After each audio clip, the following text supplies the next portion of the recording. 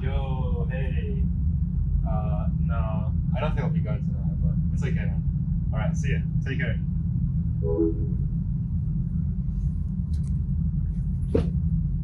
Yo, where's my phone?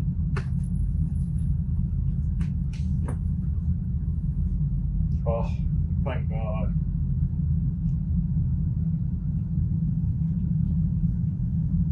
Did you see that? Sounds familiar, isn't it? Today, as mobile phones become more and more functional, it has become a crucial object that everyone, especially university students, always keep in hand. Hey. With only one device, they can keep up with their homework and assignments, gather information anywhere at any time, use effective learning resources, or simply use their phones to pay for the public transport. Nonetheless, it is not unusual for us to see them walking head down, looking at their phones in a concourse, locking their eyes to their smartphones while eating at the canteen, or scrolling through social media during lectures. So, do they really spend that time looking at their phones for educational purposes? How does this behavior actually affect their concentrations while studying? Can they live without their phones? In this experiment, we will investigate what truly keeps them occupied in their phones. First, we found 10 participants who volunteered to take part in our experiment. We asked them to fill out a questionnaire based on their perceptions of their own phone usage. After that, we collected data on their phone usage for 2 weeks. The first week from the 2nd to the 8th of February was the week prior to the participants being aware of the experiment. Here we collected all the data at the end of the week. And during the second week, from the 9th to the 15th of February, we collected the data day by day, while the participants were aware of each day's data being collected. The data include their most frequently used apps and how much time was spent on each. We also conducted some interviews with the participants for further analysis.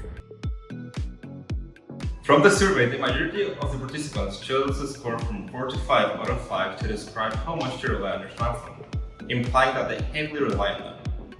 Furthermore, 7 out of 10 participants mentioned that they cannot live without their phones. So now the question comes, are they really aware of how much time they spend looking at their phones? As it turns out, yes. At the beginning of the experiment, we asked our participants to estimate their screen time previous to the experiment. 7 out of the 10 participants actually estimated their screen time correctly. After collecting data for both weeks, we also identified that there was no significant change in screen time between the first and the second week for each participant. Okay, right? This suggests that the participants did not change their behavior, even though they were aware of how much time they spent on their phones and their data being recorded. This finding aligns with the research done by the University of Chicago on screen time tracking apps, which says that screen time tracking improves digital self-awareness, but it is less likely to lead to a reduction of mobile usage. Furthermore, we found that the female participants had as much as twice more screen time than the male participants. This correlates with statistics from Data Report, which show that female users spend more time surfing through social media every day, irrespectively of their age. So what do students actually do on their phone? With an average total screen time of 6.5 hours, the most common usage was social media, followed by entertainment and different messaging apps depending on where the participants were from. The most popular app is, without a doubt, Instagram, with 9 out of 10 participants using it every day. Besides its popularity, Instagram also has the highest screen time with an average of 2 daily hours among all the participants. Entertainment was also a popular use. The favorite choice was YouTube, with half the participants using it every day. Other apps like music apps, including Spotify and Apple Music, were also used almost on a daily basis. You know, this makes sense. Most students use their phone during free time or before sleep. Social media can be both a way for students to connect with their friends or just as entertainment. Research from Syracuse University mentions that using phones for social media triggers the production of dopamine and activates the rewarding system in our brain. This can be a stress relief for the students during their free time. Lastly, the least frequently used apps include productivity and educational apps. The data illustrates that students use a variety of apps for productivity, such as banking apps, maps, and camera, but they were only used for a short amount of time. Ironically, less time and a fewer variety of apps are seen in the education category. Translator apps or language studying apps are quite frequently used among the participants. Possibly, as they are trying to learn other languages to connect with their environment, as CTU is the most international university in the world. The biggest surprise is that none of the participants played any mobile games during the experiment. After the experiment, we conducted interviews to know the impact of excessive phone usage.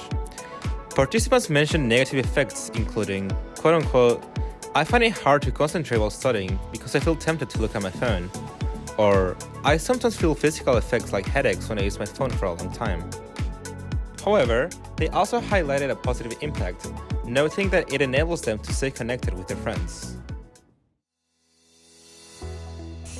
To sum it up, CityU students like to use language learning apps. This is no surprise, as CityU is the most international university in the world as of 2024. However, even though students use these apps, education is far from the top category. Instead, it's social media and entertainment. This is what students use their phones for most of the time. This makes sense, as students need to find a means to relieve academic stress in university.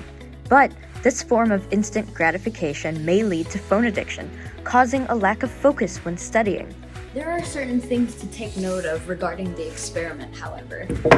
The phone usage data collected the first week was when university was officially open and classes were taking place. The second week, however, was when the university was on break and no classes were occurring. This may result in some inconsistencies among the data collected. Moreover, the break was a result of the Chinese New Year holidays, which causes inconsistencies among the screen times of different participants, depending on their celebrations or lack thereof. At the end of the day, we believe that we're in control. But it's important to make sure that we don't let our phones control us.